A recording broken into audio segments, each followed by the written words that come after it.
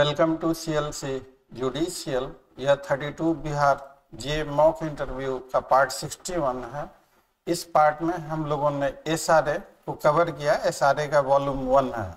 हम लोग इस बार 32 बिहार जे के लिए mock interview free of cost करा रहे हैं।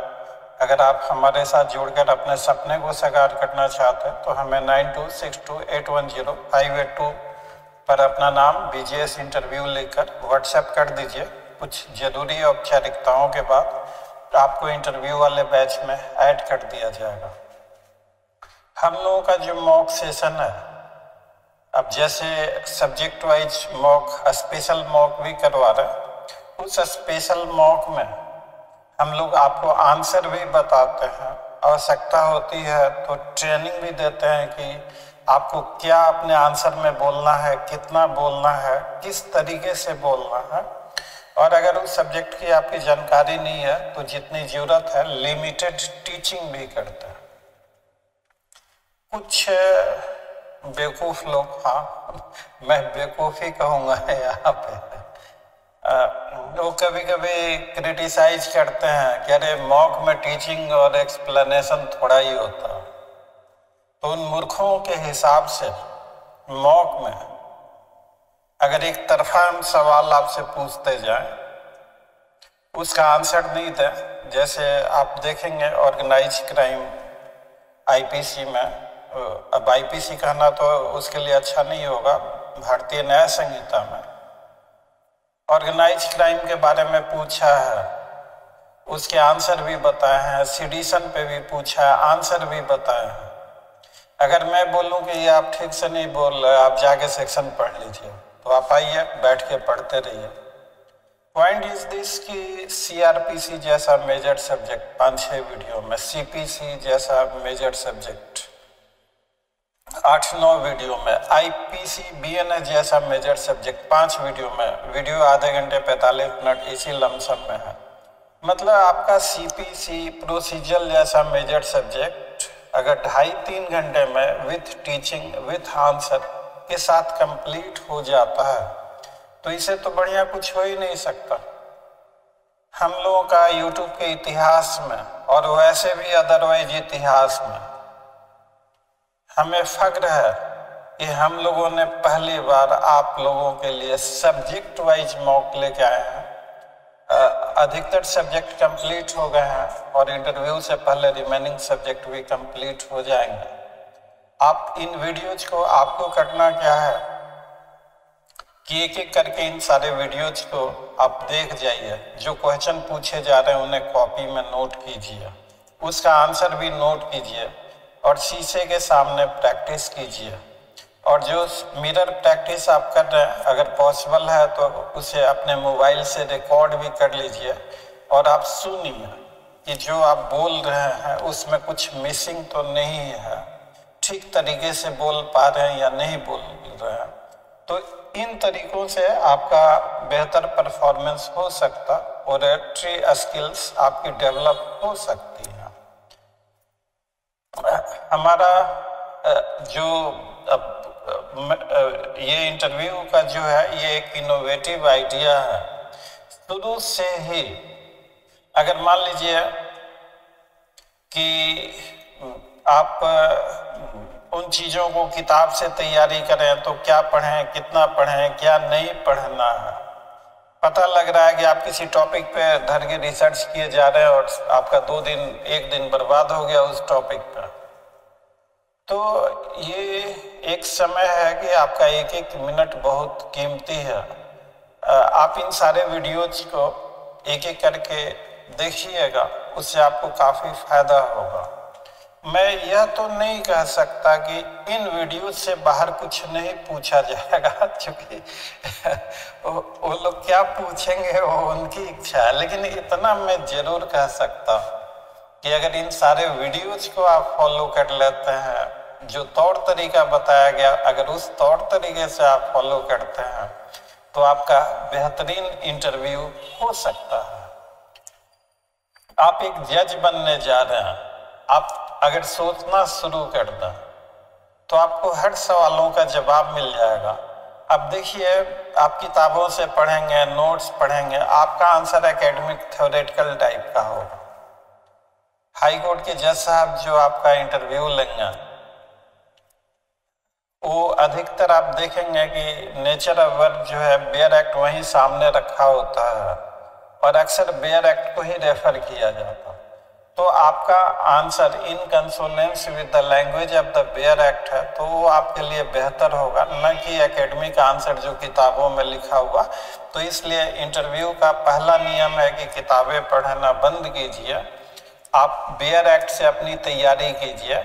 और इसीलिए कि एक आपकी कंप्लीट तैयारी हो सके, हम लोगों ने यह वीडियो बनाया है, आप ये वीडियो भी देखिए, साथ में बेयर एक्ट को भी रखिए, मिरर प्रैक्टिस कीजिए। तो इन तौर तरीकों से आपका इंटरव्यू कम से कम समय में बेहतरीन हो सकता है।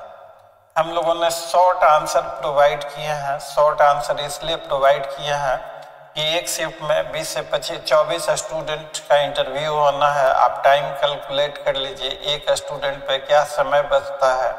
उस हिसाब से अगर आप देखेंगे तो बोर्ड की साइकोलॉजी ये होती कि आपसे डिफरेंट लेवल पे डिफरेंट क्वेश्चन डिफरेंट सब्जेक्ट के पूछ के आपकी थॉरो स्कैनिंग हो सके। बोर्ड मेंबर्स इंटरव्यू के दौरान आपसे कॉम्प्लिकेटेड या टेढ़े मेढ़े सवाल या ऐसे सवाल नहीं पूछे जाते जिनका आंसर लॉन्ग आंसर हो। लॉन्ग आंसर में एक ही क्वेश्चन में सारा समय निकल जाएगा। तो इसलिए आप देखेंगे कि अक्सर इंटरव्यू में शॉर्ट क्वेश्चन पूछे जाते और उम्मीद भी किया जाता कि आपका शॉर्ट और स्पेसिफिक आंसर हो।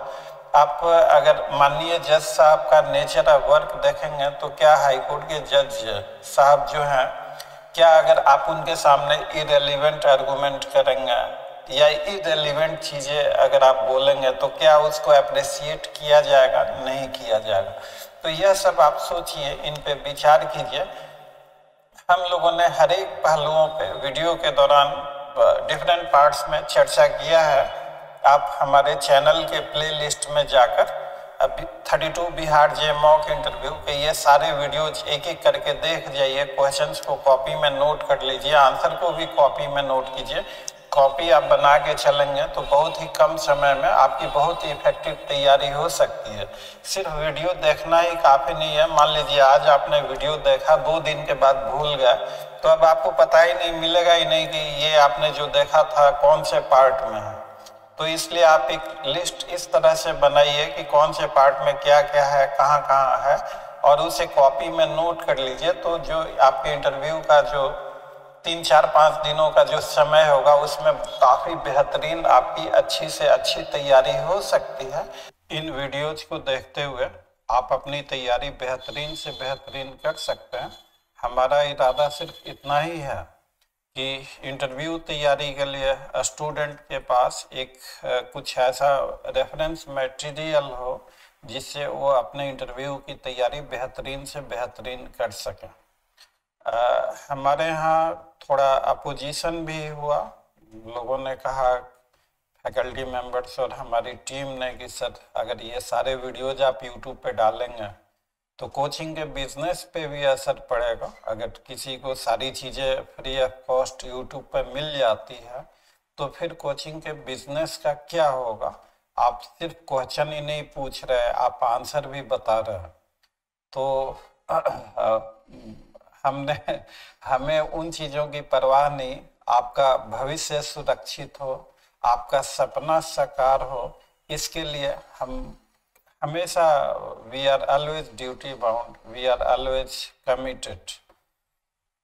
और उसके अलावा भी अगर आपको हमारी किसी भी तरह की आवश्यकता महसूस होती है तो स्क्रीन पे नंबर लिखा ही हुआ, आप हम लोगों को कॉल करके हमसे बात कर सकते हैं, गाइडेंस ले सकते हैं। और अंत में यह वीडियो आपको अच्छी लगी हो तो वीडियो को लाइक, चैनल को सब्सक्राइब और इसे ज़्यादा से ज़्यादा शेयर कीजिएगा ताकि हम लोगों का भी मोटिवेशन सलामत रहे। और अगर इन केस आप कैंडिडेट नहीं है तो आपकी जानकारी में अगर कोई और अन्य कैंडिडेट है तो उन तक इस वीडियो को शेयर कर दीजिएगा। तो आइए देखते हैं वीडियो का यह part. What is digital arrest? Sir, a person cannot be arrested digitally. For arrest, there is physical restraint is necessary, and in digital arrest, there is no physical restraint. The person is put under fear. हाँ, ये कहना कि using the word digital arrest may not be proper, so it is a word used when a person become victim of online threat. It is a type of cyber fraud. या जो आपकी पहली line थी, let me explain you something. Yes, sir. हमें we must select few keyword और वो keyword that must figure as part of our answer. तो अब डिजिटल अरेस्ट में फिजिकल रेस्ट्रेंट की आवश्यकता है, और डिजिटल मीन से फिजिकल रेस्ट्रेंट नहीं हो सकता. तो इंस्टीड ऑफ कहना कि भाई डिजिटल अरेस्ट शब्द अपने आप में गलत है, ये ऑफेंडिंग लैंग्वेज हो गया. और डिसिप्लिन इज समथिंग. एक हाईकोर्ट के जज साहब आपका इंटरव्यू ले रहे हैं और वहां पे आप इस तरह का ऑफेंडिंग लैंग्वेज का इस्तेमाल करें, तो that is not maturity, that is not the smart answer. आप ऐसे कह सकते हैं, I think use of word digital arrest is seems to be not proper, because into every arrest there is total physical restraint is necessary, and physical restraint cannot be imposed by digital means. ये कैसा answer रहेगा? तो ये उनको अच्छा लगेगा. मतलब instead of saying कि द वर्ड, हाँ, हार्ड से ऑफेंडिंग हो जाता है. लैंग्वेज हमेशा पोलाइट होना चाहिए. किसी को इरिटेट करना है तो हार्श लैंग्वेज का प्रयोग किया जाता है. एक साइंस भी है कि you can decipher the personality of a man the language which he uses.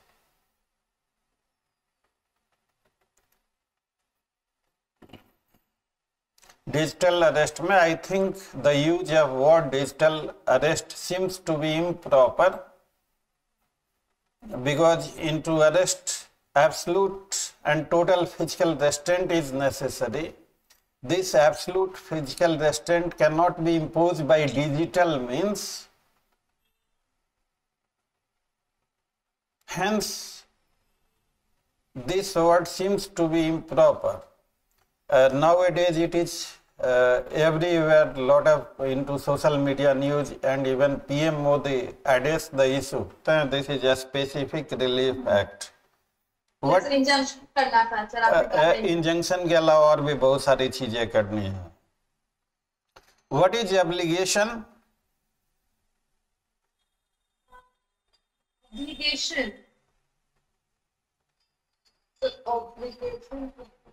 Note it down. Liability. जबरदस्ती का आंसर नहीं देना है. हमने क्या कहा है कि जो जैसा आप इंटरव्यू लेंगे ज्यादा बेयर एक्ट ओरिएंटेड रहेंगे, bare act day to day life में इन्वॉल्व है, तो एब्लिगेशन को 2A में डिफाइन किया गया है. Includes every duty enforceable by law. अच्छा, हाँ, जो ये सारे से अगर कोई क्वेश्चन हुआ तो उसके लिए यस सर. है. अब ये तो एप्लीकेशन हो गया. अब क्वेश्चन इज दिस कि what is the meaning of a specific performance.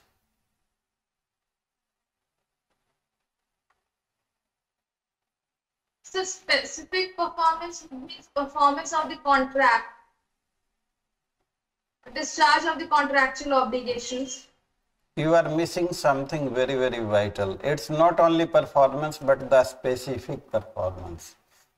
You are only telling about the performance. you have not whispered even a single word about a specific. Discharging the contract, discharging the contractual obligations, that is performance of the contract. But what is a specific performance? Performing the contractual obligation as it was agreed at the time of making the contract.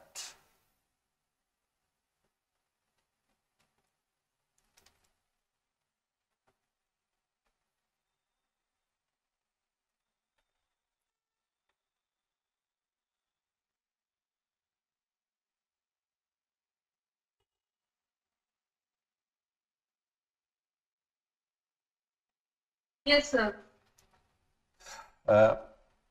Discharging the contractual obligation as it was agreed. So that is the meaning of, जैसे for example एक agreement to cell हुआ कि ये property आपको बेच देंगे, ये earnest money है, ये पैसा आप रजिस्ट्री के टाइम पे देंगे। उस आदमी ने प्रॉपर्टी आपको नहीं बेच के किसी और को बेचना चाहता, तो स्पेसिफिक परफॉर्मेंस में यू कैन इंसिस्ट अपॉन कि वो, अब जैसे इस केस में एग्रीमेंट टू सेल हो गया, वो आपको नहीं बेचना चाह रहा, किसी और को बेचना चाह रहा, तो that is a simple breach of the contract. तो ब्रीच ऑफ कॉन्ट्रैक्ट में रेमेडीज डैमेजेस, ठीक है, वो जिसको मन उसको बेच दे और आपको हर्जाना damages they they. But into a specific performance he can be compelled to perform the contract as it was agreed, resulting into कि वो आप ही को बेचेगा और किसी को नहीं बेचे। तो a specific performance means discharge, enforcing a contract as it was agreed into its real term. अब now a question arises कि what contract could be specifically enforced and what contract could not be specifically enforced. Mains में हम लोग देखते हैं कि कुछ इस तरह के इंस्टांसेज भी होते हैं, क्वेश्चंस भी होते हैं, और इंटरव्यू में भी पूछ दिया जाता है कि क्या इसका स्पेसिफिक इन्फोर्समेंट हो सकता है या नहीं हो सकता। तो नंबर 1 कि this remedy of a specific and this is all covered under a specific relief act. इसमें अमेंडमेंट हुआ, मेजर अमेंडमेंट 2018 में, कुछ स्पेशल प्रोविजंस बनाए गए। अब उन सारे चीजों पे तो डिफरेंस क्या है पुराने वाले और नए वाले में, डेट में भी subject matter of the mains, और कि दोनों में डिफरेंस क्या था, क्या नई चीजें लाई गई, या 30th जब बिहार जे हुआ था उस समय ये सारे क्वेश्चन इंपॉर्टेंट थे। लेकिन अब with the passage of time what was into old, what is into the new, now because of efflux of time that question has become totally irrelevant nowadays. कुछ चीजें चेंज की गई, जैसे no injunction against infrastructure project, special court होगी, expeditious disposal होगा, ये सारी चीजें, बहुत सारी चीजें नाउ सब्स्टिट्यूटेड परफॉर्मेंस को सर ऐड किया। हाँ, सब्स्टिट्यूटेड परफॉर्म, तो ये सारे, हालांकि ये कहना कि नहीं पूछेंगे, वो चाहे तो पूछ सकते हैं, ये कहना I feel always it very difficult to answer such type of question की। अब anyway what I wanted to say, you got that. अब now a specific relief is equitable relief.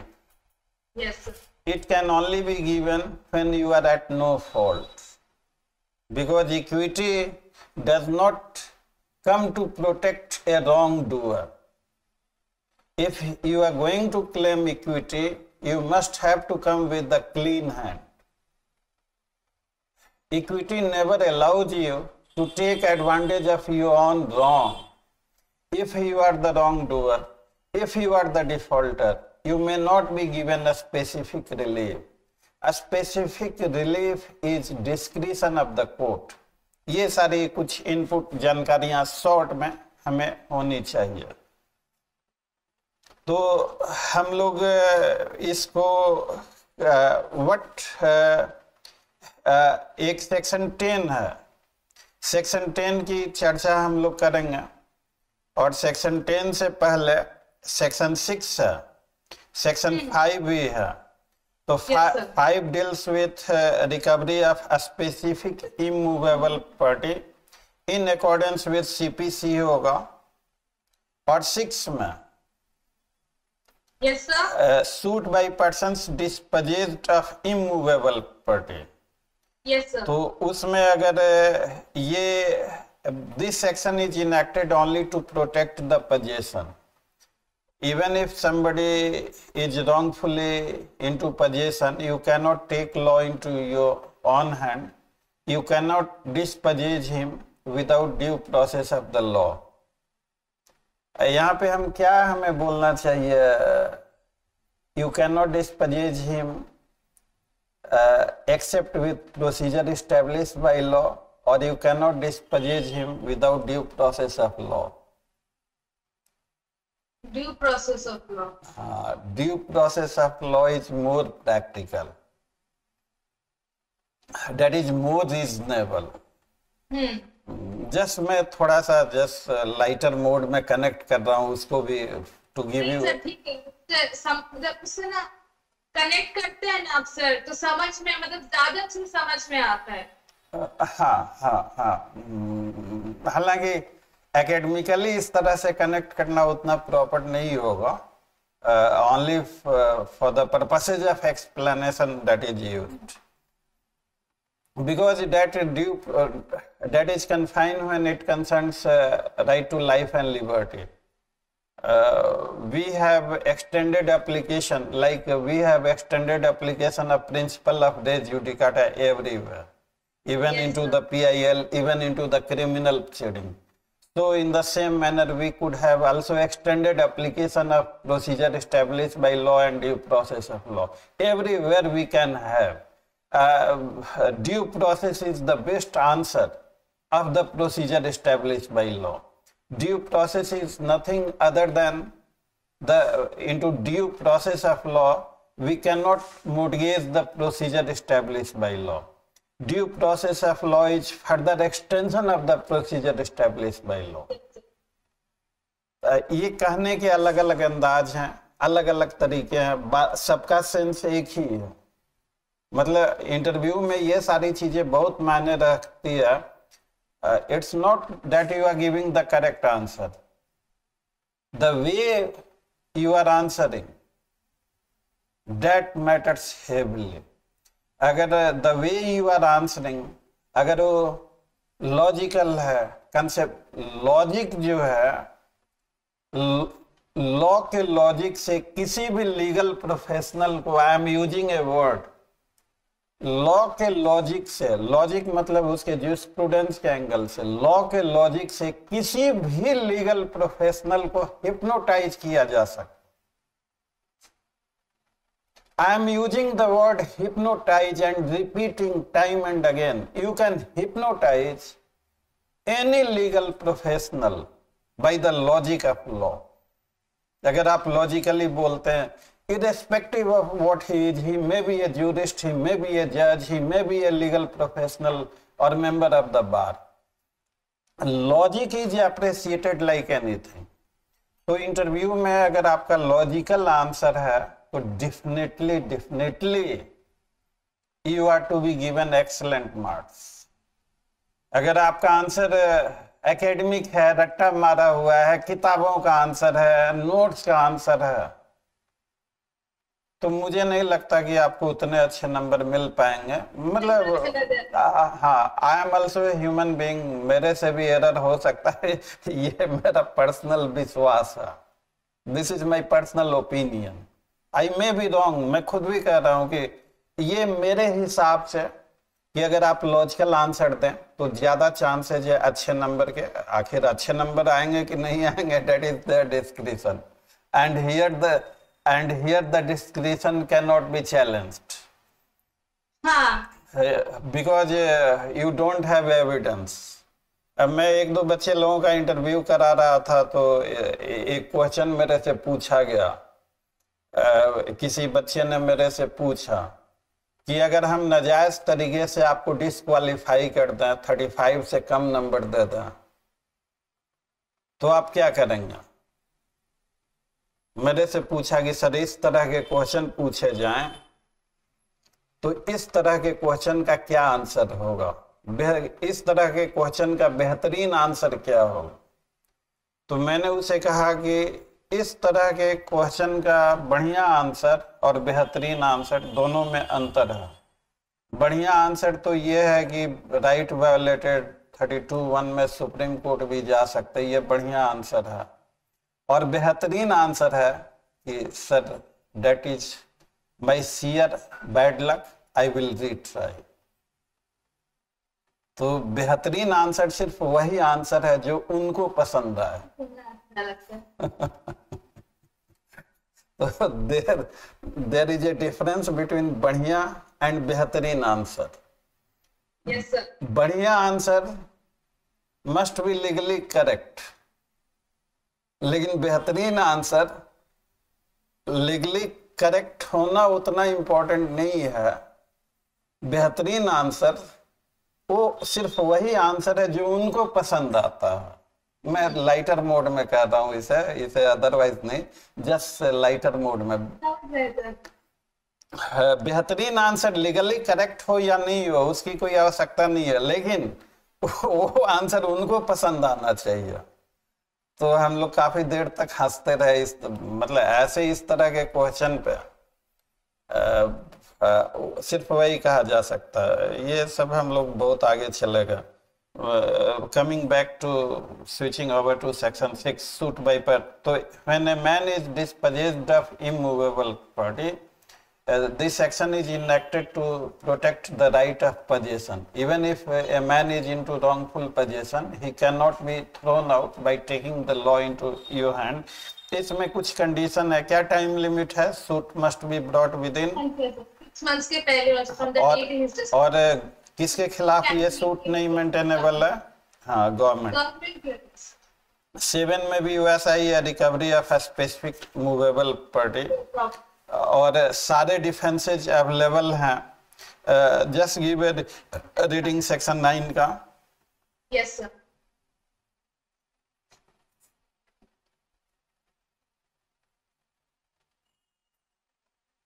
हाँ, except as otherwise provided herein, where any relief is claimed under this chapter in respect of a contract, the person against whom the relief is claimed may plead by way of defense any ground which is available to him under any law relating to contracts. तो जो भी relief defendant को available है under law, he can take such relief. ये just reaffirm किया गया है। There is nothing new into section 9. और अगर ये नहीं होता तो you cannot disentitle a person to take legal protection.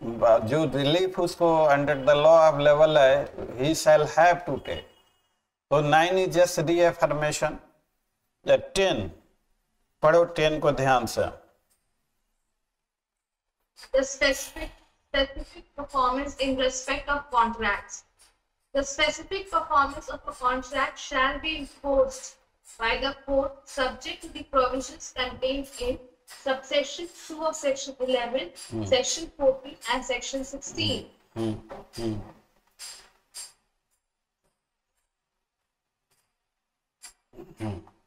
तो इसमें क्या वर्ड यूज किया गया है? मे या सेल। तो क्या ये स्पेसिफिक इन्फॉर्मेंस जो है मैटर ऑफ राइट हो गया सेल यूज करने से, या में होना, क्या होना चाहिए? Sir, the court cannot refuse to grant specific performance. फंस गया, पूरी तरह से ट्रैप होगा। ये कोर्ट की बात कहीं करता है? ये तो कहता है कि स्पेसिफिक परफॉर्मेंस जब भी होगा तो 11(2) या 14 या 16 के अकॉर्डिंगली होगा। इसमें कहीं कोर्ट की बात की गई है? नहीं सर। तो 11(2) ट्रस्टी वाला है, हाँ. तो 11(2) को पढ़िए। A contract made by a trustee in excess of its powers or in breach of trust cannot be specifically enforced. तो ये इंटरव्यू के लिए उतना जरूरी नहीं है ट्रस्टी से संबंधित, नॉर्मली इस तरह का क्वेश्चन नहीं पूछा गया है। 14 में आ जाइए। Yes.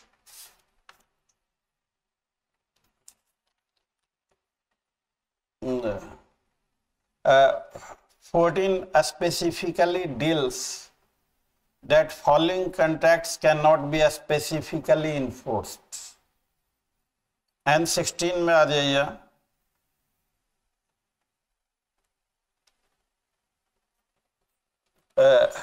Read out section 16. Personal bars to relief.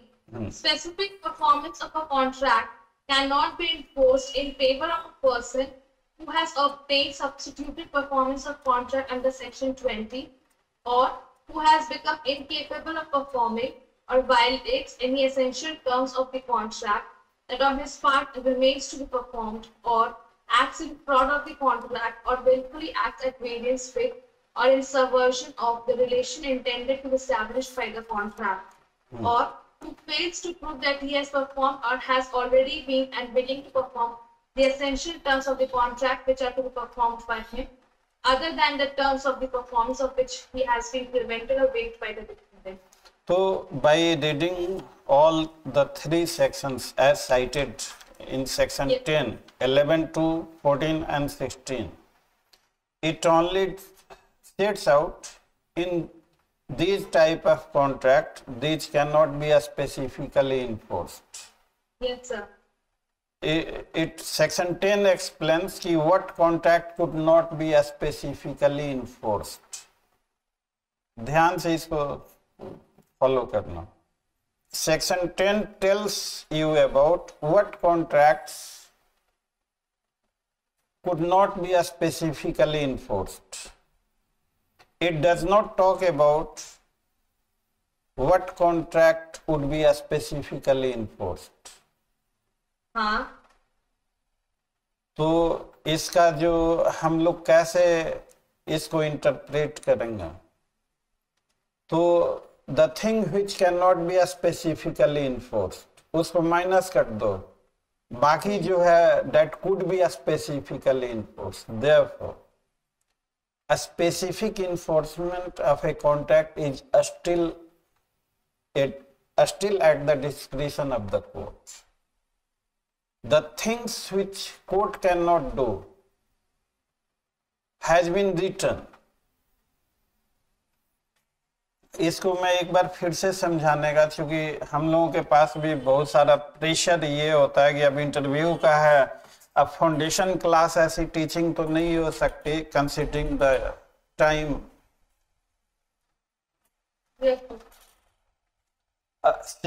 ये तो नंबर 1 जो पॉइंट वाइज करते हैं. सेक्शन 10 में थोड़ा सा वीडियो को थोड़ा एडजस्ट करो, हेड कट रहा.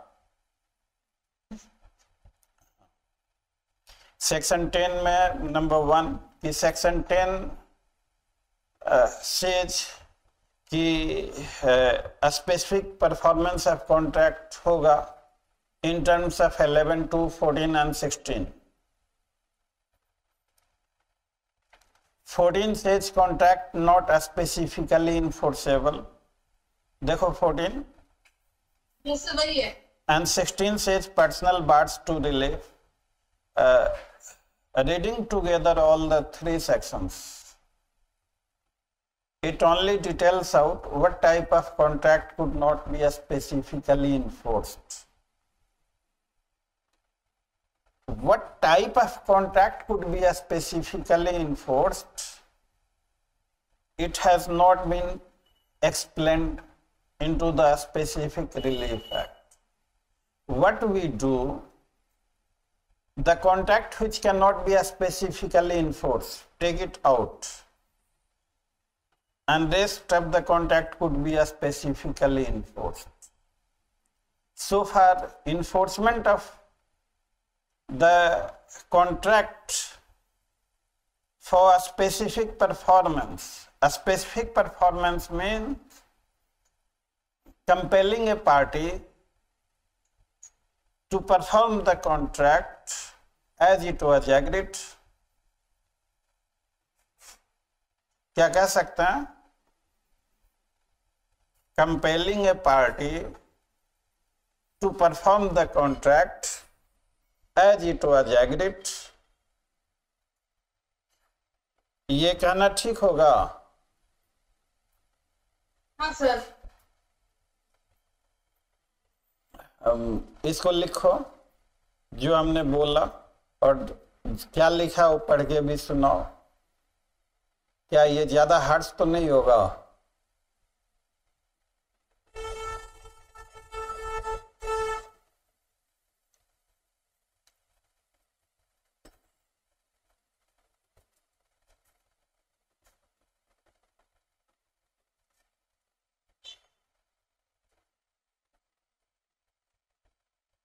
लिख लिया सर। क्या लिखा? Compelling the party to perform the contract as it was agreed. मैंने ऐसा इसलिए पूछा कि मैं जो पढ़ा रहा हूँ, how much you are getting, 100 out of 100, तो that makes me also proud. तो अच्छा, that makes me proud because मेरा एक्सप्लेनेशन पहुंच रहा है आप तक। तो ठीक है कि इन्फोर्सिंग अब नाउ, इसमें यह जो आपने लिखा, यह स्टेटमेंट अपने आप में कंप्लीट है या इसमें थोड़ा सा एडिशन और होना चाहिए?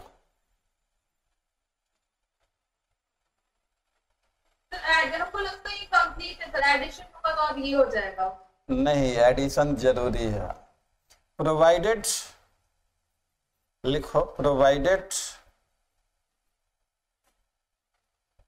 there is possibility to enforce the contract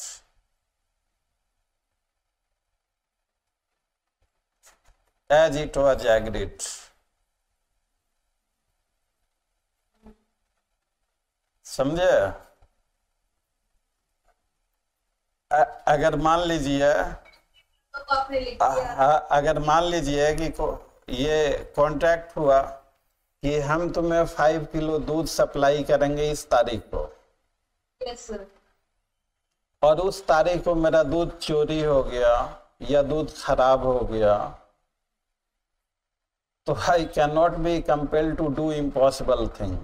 क्या is it policy of law to compel a man to do impossible thing? Agreement to do impossible thing, क्या बोलेंगे? Agreement to do impossible thing या contract to do impossible thing? Agreement. हाँ, तो इन सारे शब्दावली पे ध्यान रखना।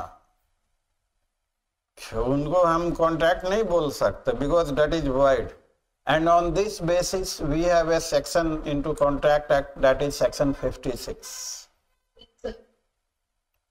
तो ये अगर एक लाइन हम जोड़ दें जो लिखा था, then it becomes a complete answer. ये सारी बातें आ गई। हाँ, तो ये आपने शॉर्ट में सारी चीजें पूरा जिस्ट बता, और उसी एक लाइन के पूरा एक्सप्लेनेशन हो गया मेंस में। हाँ, उसी मतलब उसी को आप धीरे धीरे एक्सप्लेन करते जाओ तो आपका मेंस शानदार हो जाएगा, और उसको बढ़िया से समझ गया तो पीटी में कहीं से भी कोई क्वेश्चन हो, कोई प्रॉब्लम नहीं हो। तो अब now every contract could be specifically enforced subject to the 11, 2, 14 and 16, और हमने कहा कि every contract could be specifically enforced subject to the condition 11, 2, 14 and 16। क्या यही बात सेक्शन 10 में कही गई है? हाँ, देखो सेक्शन 10 को, I am repeating, every contract could be specifically enforced in terms of section 11, 2, 14 and 16। Performance of contract shall be enforced by. हाँ, तो शैल बी मतलब वो शैल बी डजंट मीन कि स्पेसिफिक परफॉर्मेंस जो है मैटर ऑफ राइट हो गया। what contract could not be specifically enforced? लाल पेन से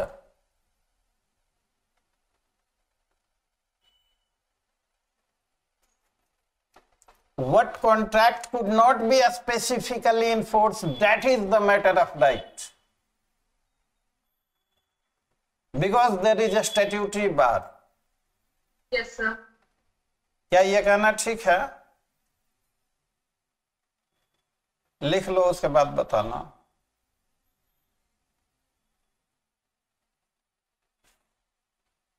Yes, sir. अब बताइए. What contract could not be specifically enforced? That is the matter of right. There is no discretion. A contract which could not be specifically enforced, court cannot exercise discretion to enforce it. And therefore, can we say that equity never runs against the law? हाँ, equity follows the law. अगर Maximum. अगर हाँ, equity follows the law, law follows equity या equity follows the law. Equity follows the law. ठीक है, ये बात तो ठीक है. अगर मैं कहूँ कि लॉ फॉलोज इक्विटी, इसका क्या मीनिंग होगा?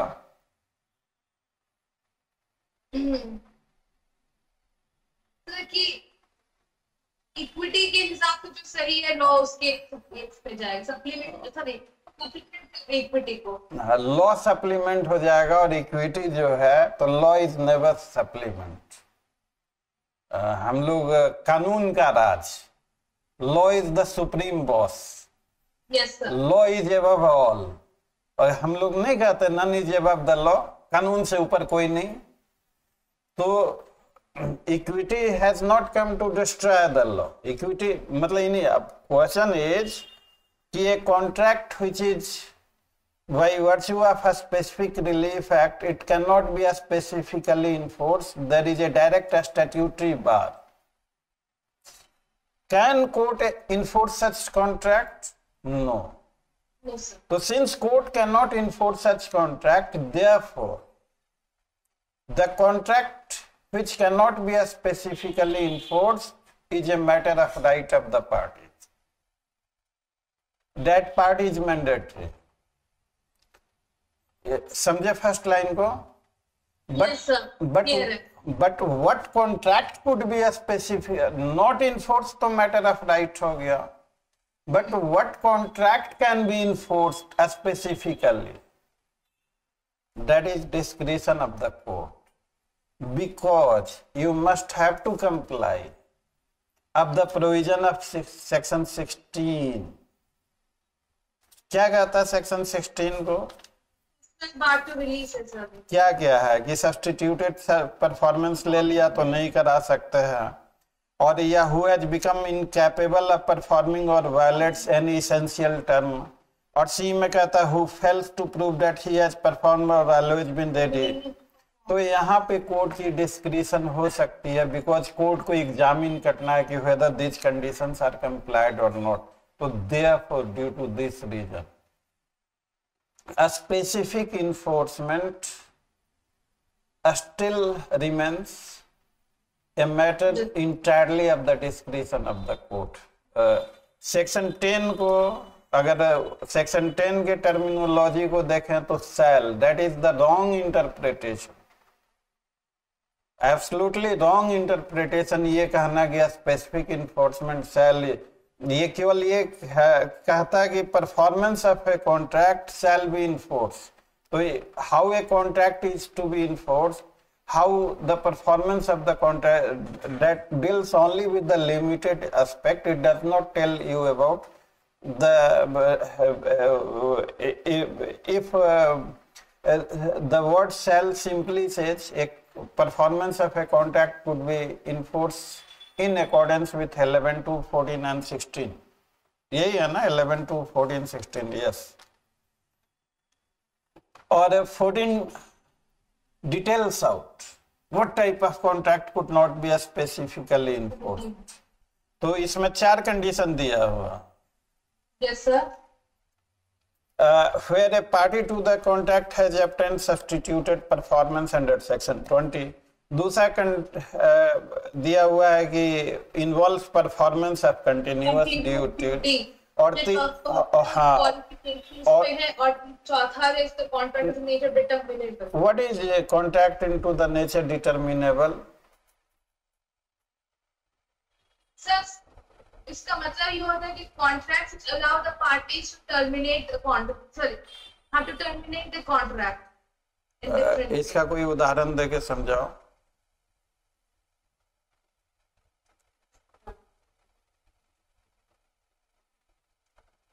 मैं एक फनी सा उदाहरण दूं समझने के लिए, लाइटर मोड का फनी वाला. बताइए. मान लो कि हमारे और किसी स्टूडेंट में ये हुआ कि भाई वो चार्जेस देगा, हम उसे पढ़ाएंगे.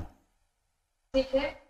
अब ये तो हो गया पर्सनल क्वालिफिकेशन पे, ये उतना अच्छा नहीं कहा जा सकता. मैं एक दूसरा उदाहरण देता हूँ. चूंकि पर्सनल क्वालिफिकेशन वाला स्पेसिफिकली इन्फोर्स नहीं किया जा सकता. दूसरा उदाहरण, तुम्हारी एक मिठाई की दुकान है और हमारी डेयरी है. हाँ. और हमारा तुम्हारा एग्रीमेंट हुआ है कि हम तुम्हें 1 साल तक लगातार इतने लीटर दूध दिया करूंगे. हम किसी कारण से तुम्हें दूध नहीं दे रहा, तो अब what contract are determinable and what contract are not determinable. तो अगर हम चाहते हैं कि मुझे अच्छे रेट मिल रहा, महंगाई बढ़ रही है, अब 1 साल का कॉन्ट्रैक्ट है, रेट डिसाइड हो गया, और हम चाहते हैं कि महंगाई बढ़ रही है, चारा महंगा हो गया है, जो मेंटेनेंस कॉस्ट है वो थोड़ा बढ़ गया है हमारा, और तुम रेट को बढ़ा नहीं रहे, हमें मार्केट में अच्छा रेट मिल रहा. आलोपी प्रसाद का केस, हम यहाँ पे उसकी बात नहीं करेंगे, आलोपी प्रसाद वाले.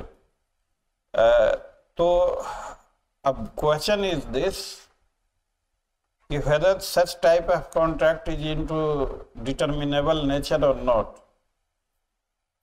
अब मार्केट में तुम्हारे पास और भी ऑप्शन है, बहुत सारे डेयरी वाले हैं. हाँ. तुम्हारी मिठाई की दुकान के लिए दूध की कमी नहीं होगी. शहर में तमाम डेयरीज हैं, वहां से भी ले सकते हो. अगर हम नहीं देते हैं तो it may become into the nature of determinable. लेकिन अगर एक इकलौती ही डेयरी है हमारी और तुम्हारे पास ऑप्शन नहीं है, तो फिर इसका स्पेसिफिक परफॉर्मेंस हो सकता. तो what is into the nature of determinable and what is not, that depends upon fact and circumstances of the case. मान लो तुम्हारे यहाँ कोई फंक्शन है और हमने पहले से ऑर्डर लगा दिया दूध इतना बुक करने के लिए, और तुमने हमें वार्निंग दे दिया कि इस तारीख को दूध नहीं दे पाएंगे, एंटिसिपेटेड ब्रीच हो गया. हाँ. तो अगर मान लो कि मुझे आगे से सप्लाई नहीं मिल रही, तो ऐसे कॉन्ट्रैक्ट का स्पेसिफिक इन्फोर्समेंट नहीं हो सकता, because no one is compelled to do impossible thing. हम लोग ये जितनी सारी चीजें पढ़ रहे हैं, यह सारी चीजें हमें कानून नहीं बताता. क्या ये सारी चीजें कॉमन सेंस में है या नहीं है, कॉमन नॉलेज में? हाँ, तो यही इन्हीं सारी चीजों को लीगल लैंग्वेज में लिख दिया गया और लॉ बन गया.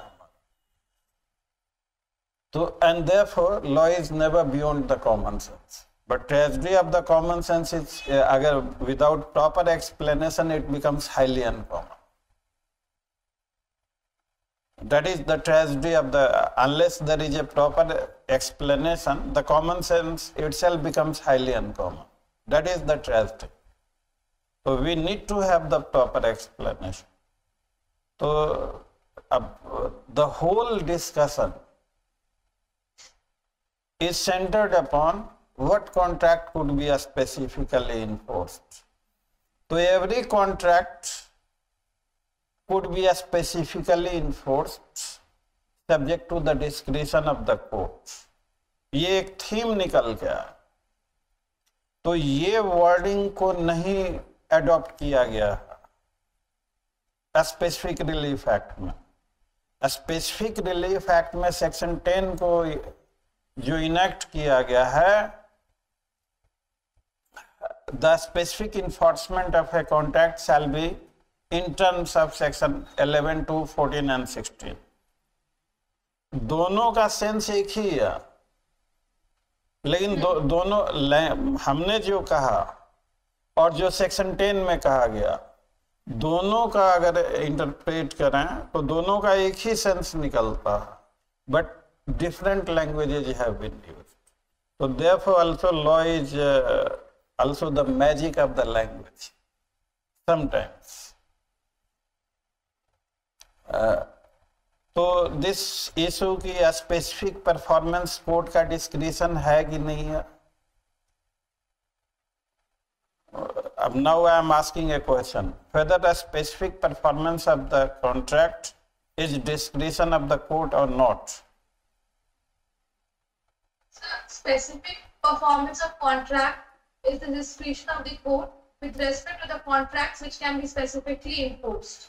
हाँ, provided there is possibility of its performance. जो कहा उसको लिखो और उसमें अगला provided there is possibility of its performance.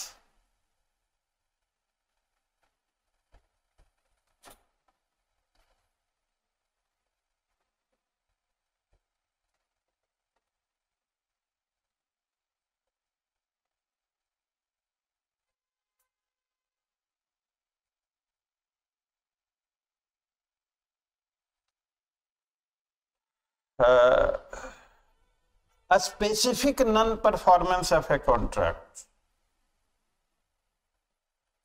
तो क्या है? वो कोर्ट का डिस्क्रिशन है या वो मैटर ऑफ राइट है?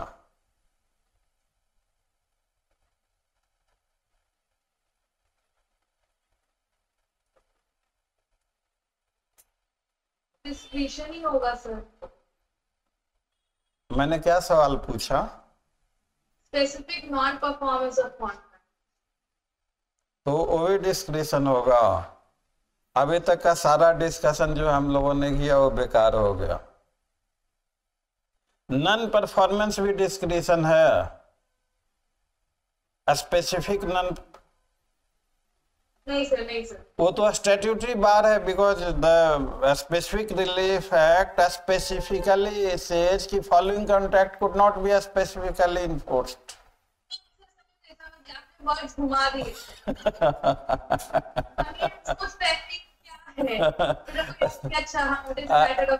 अरे भैया, तुम जंग में जा रहे हो तो मैं तुम्हें ट्रेनिंग दूंगा कि नहीं दूंगा? मैं यहाँ पे ट्विस्ट करूंगा, घुमाऊंगा कि नहीं घुमाऊंगा? मैं यहाँ पे ट्रैप करूंगा। इंटरव्यू में भी करेंगे तुम्हें ट्रैप, अगर आंसर दे रहे हो तो मैं प्रॉपर ट्रेनिंग दूंगा या नहीं दूंगा? नहीं सर, तो अब ये कैसा है question? Specific non performance of contract सोचने वाला है।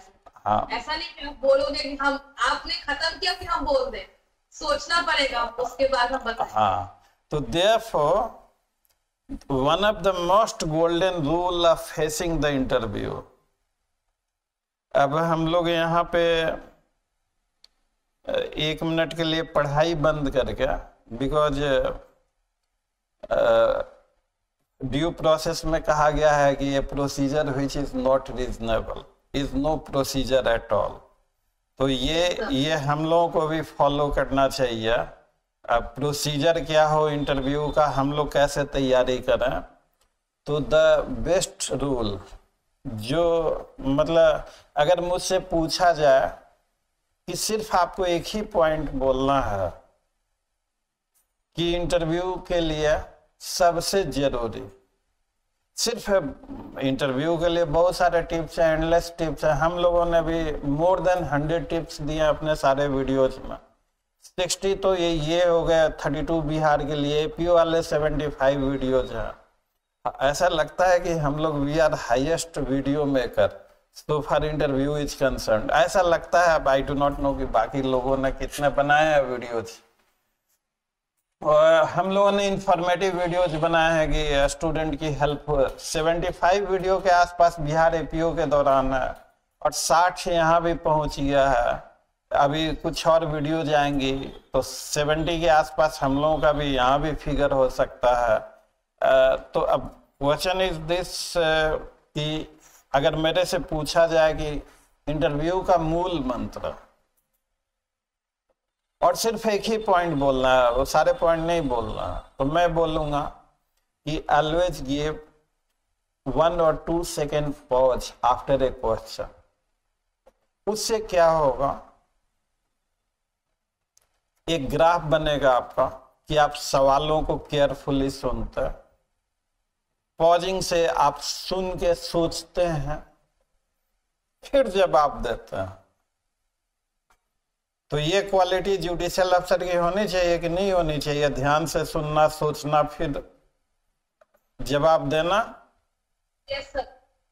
तो this is one of the best quality a judicial अफसर मस्ट पजेज। अगर ये क्वालिटी उसमें नहीं है, और इसीलिए हम लोगों ने कहा, हम लोगों ने भी फनी स्टाइल में कि हम लोगों ने भी इसे फनी स्टाइल में कहा कि जुडिशियल अफसर की क्या क्वालिटी होनी चाहिए, पूछा भी गया है। तो कोई बोलता है कि भाई वो ऑनेस्ट होना चाहिए, हार्ड वर्किंग होना चाहिए। अब ये सब तो हमें ऐसा लगता है कि स्कूली बच्चे का आंसर है। अरे भाई, हार्ड वर्किंग और ऑनेस्ट किसको नहीं होना चाहिए? तो जुडिशियल वर्क के प्रोफाइल से जो मैचिंग है, ऑडी अल्टरम पार्टम हम कैसे देंगे अगर if I am not a patient listener? A जज has to be a patient listener. Unless a judge is a patient listener, he can never be a good judge. So a judge has to be a patient listener first to ensure audi alteram partem. तो अगर आप pause देंगे, तो pause देने का मतलब है कि आपका ग्राफ यही साइको कि you are a good listener, you think before what you answer. क्या होना चाहिए? थिंक बिफोर यू स्पीक या थिंक आफ्टर यू स्पीक? हाँ, तो इसलिए मतलब सो फार एज मी इज, तो अब जैसे ये क्वेश्चन हम लोगों ने जानबूझ के ऐसे क्वेश्चन पूछे हैं कि आप तपाक और छपाक कर ही नहीं सकता। अब जैसे स्पेसिफिक परफॉर्मेंस तो हर कोई जानता है, but specific non performance that is guided by a statute and that is matter of right, that is no more discretion of the court. Discretion cannot be exercised against the statutory provisions, and therefore since discretion cannot be exercised against the statutory provisions, therefore अगर हम equity पढ़ते हैं तो ये कहा जाता है कि equity is supplement. Can equity override the law? No, sir. Whether law and equity is antithesis? No, sir. Equity is supplement. Equity is the organ of the law. Yes, sir. अब ऐसा किसी ने नहीं कहा कि equity is organ of the law. अरे हमें भी आर्टिकल 19(1) अवेलेबल है, freedom of speech and expression. तो ये हमारे पर्सनल कमेंट है, equity is organ of the law, it enforces the law. The purpose of law is to do complete justice. When हम लोग पढ़ते हैं उसे when, अब कभी कभी मुझे बड़ा अजीब सा लगता है, कई जूरिस्ट ने कहा है, किताबों में भी लिखा हुआ, when law is not able to do complete justice, equity comes into it. ये लिखा हुआ है सर, बहुत जगह लिखा हुआ, जूरिस्ट ने भी कहा है। वो डॉक्ट्रिन ऑफ प्रायोरिटी पे कहते हैं, फर्स्ट कम फर्स्ट सर्व। हम लोग टीपीए में उन चीजों को देखेंगे। तो फर्स्ट कम फर्स्ट सर्व क्या लॉ ये कहता है कि फ्रॉड अगर कोई फ्रॉड करता है तो भी फर्स्ट कम फर्स्ट सर्व का इंटाइटल होगा। Law has never said so. तो हालांकि हम लोग कोई चीज अगर रिकॉग्नाइज पैटर्न से हटके करेंगे तो वो अच्छी चीजें नहीं है। तो कई जगह ये लिख दिया गया कि जहां when law fails to deliver justice, equity comes, and therefore equity is something more than what is the law.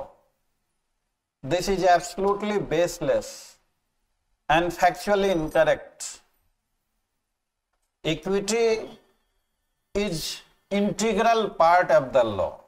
Equity is organ of the law. तो फेलियर ऑफ द उसको रॉन्ग तरीके से हम लोग इक्विटी का अगर जरूरत होगा तो टीपीए में कुछ equity my favourite one of the favourite subject. तो ये हो गया हम लोग। और कोर्ट जो है एक्सपर्ट को भी इंगेज कर सकती है, पर्सनल बार हो गया हम लोगों का, और एक्सपेडिशियस डिस्पोजल ऑफ सूट होगा। कितना with in a period of कितना 12 months। हाँ The date of booking of summons हाँ, और वो period can be further extended to 6 months। अब रेक्टिफिकेशन वगैरह से नहीं पूछा जाता है।